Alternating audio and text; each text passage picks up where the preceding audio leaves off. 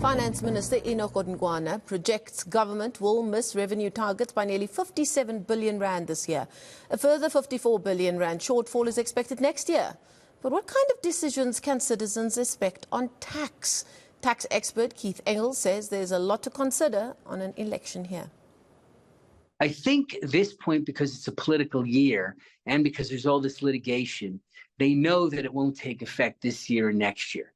So my gut is telling me that they'll probably ignore it for this point, because the bad part is the taxes, the good part is national health care.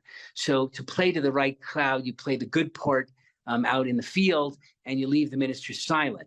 But if they actually need the money to get it going now, then they're going to have to say something. And if they say something, my first step would be the one they've talked about for the last 10, 15 years by the Department of Health, is to say, let's get rid of the medical credits to begin the funding, if they want to do that.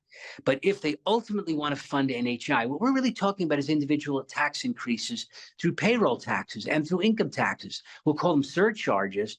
But at the end of the day, if you want to pay for that, that's what you're going to have to do. And that's going to throw the 45% rate up over 50 for some and others 35s into the 40s. That's why I think most people say it's simply unsustainable. Just to raise taxes for a different label means you couldn't afford it before. People can't afford it. They can't afford it afterward. So my gut is they'll be silent.